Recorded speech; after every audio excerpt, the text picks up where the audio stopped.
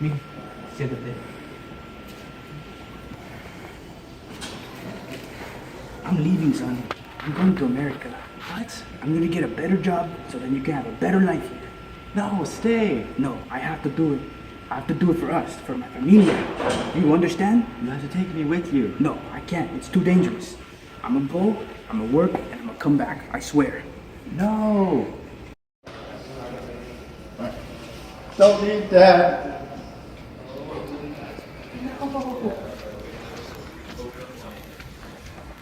No. Because of the high unemployment and poverty in Central America and Mexico, parents often believe that they must go to the United States. Although this leads to broken homes and not being able to see their children for many years, they feel that they have no choice. And to do this, they have to hire smugglers. 80 to 95% of illegal immigrants are employing smugglers, or coyotes as they call them, to get them across Mexico and through the border. In order to avoid detection by U.S. Border Control agents, smugglers have been taking more dangerous routes and charging more, typically about $10,000 to $15,000 per person.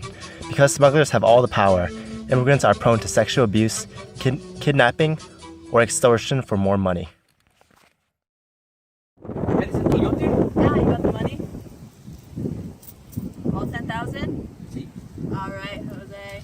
Your name's gonna be Joe. Ready to go? Joe. Está bien. Up in. Sí. Where do you think you're going? Up in. A Estados Unidos. In the trunk.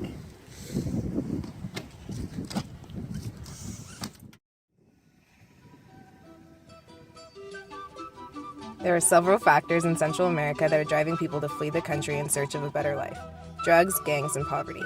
A rise in the amount of drug trafficking has caused homicides in Central America to increase significantly, with Honduras now at a murder rate of 90 murders per 100,000 people. Gangs are also terrorizing communities and forcing children to become a part of their life of violence. The gangs leave the children with no choice but to run away or risk being killed. Finally, Central America is home to some of the poorest nations. Guatemala, Honduras, and El Salvador are among the worst, between 17 and 30% of their population living on less than $2 a day. Hey, Vato, come here, man. You ever thought about a gang? No, come here, man. You ever thought about a gang? No, come on, man. Like, so many benefits, man. Dude, no, it's good for your family. I don't want to join a gang, man. No, man. No, we'll help your family. No, you're a soldier now. You're a soldier with us. Man, you're a real man. I want to be a soldier. No, you're a soldier. You're a soldier now. Some migrants, mostly children and teens, cannot afford a smuggler. 500,000 Central Americans hop freight trains known as La Bestia, or the Beast, in order to cross Mexico on the way to the United States. It's called the Beast because although it allows them to cross Mexico without a smuggler, it is incredibly dangerous. Jumping onto a moving train is incredibly dangerous, and many migrants have been crushed in the process.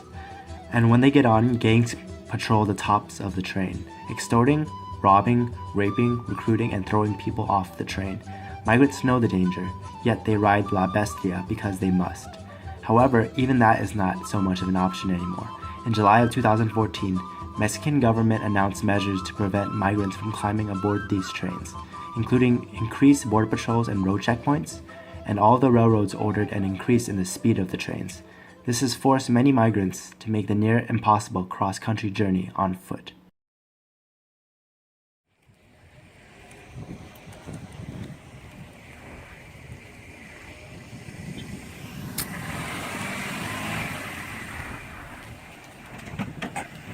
Hey, what's up?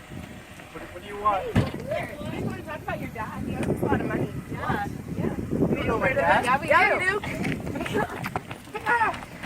Go with us.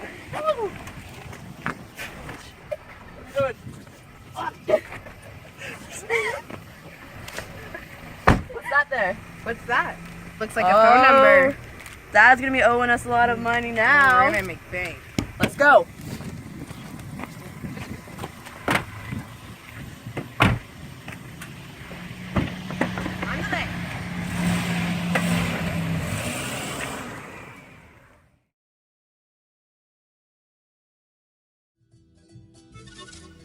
In recent years, though the flow of Mexican migrants has slowed, ever-growing numbers of Central Americans have taken their place.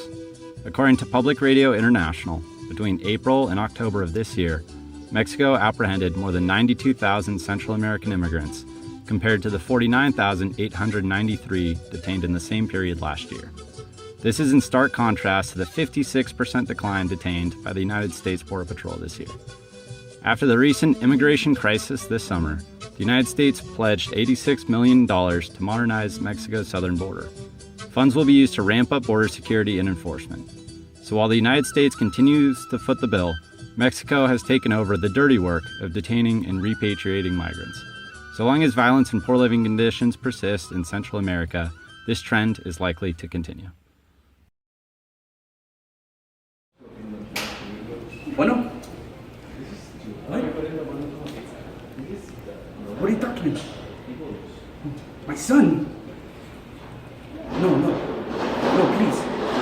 No, please, no. I'll pay it, I swear, I'll pay it. I'll come back and I'll pay it. No, please don't hurt me, please. My son's been kidnapped. Immigrants face many internal problems while working in the United States, such as learning to speak English, finding work and housing, accessing services, and most importantly, raising a family.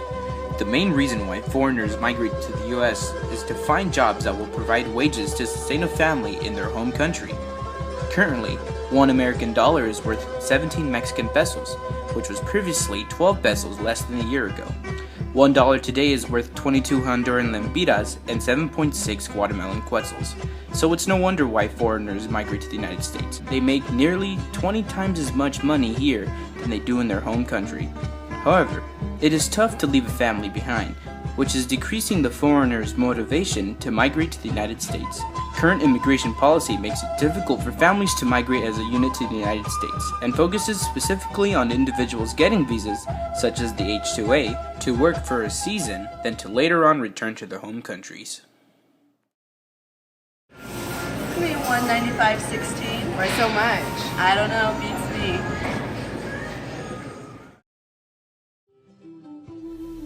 Immigrants provide nearly all of the inexpensive farm labor required to keep California agriculture in balance, and the cost of production and price to consumers as low as possible. Policies need to be instilled that better keep migrant families together so people do not feel like they need to choose between their jobs in the United States and their families. If there were to be a decrease in the supply of migrant farm workers, agricultural prices would greatly increase due to the increased price of labor associated with hiring United States citizens as opposed to migrant farm workers, since they would surely demand higher wages. Not only would U.S. citizens demand higher wages, driving up prices, but there would also simply not be enough U.S. citizens that would be willing to take on the manual labor that field work requires. While the United States is funding Mexican law enforcement to reduce Central American immigration, an alternative solution could be to switch the funding to the countries where citizens are fleeing drug and gang violence. Countries such as El Salvador and Honduras could use funding to reduce gang violence and control the drug trafficking. This would also stop the funding of corrupt legal system in Mexico, which provides another threat to fleeing refugees. By funding these countries to increase government power, gangs can be better managed and the drug cartelling can be controlled. Without this violence, migration would no longer be necessary to survive and its citizens would be safe.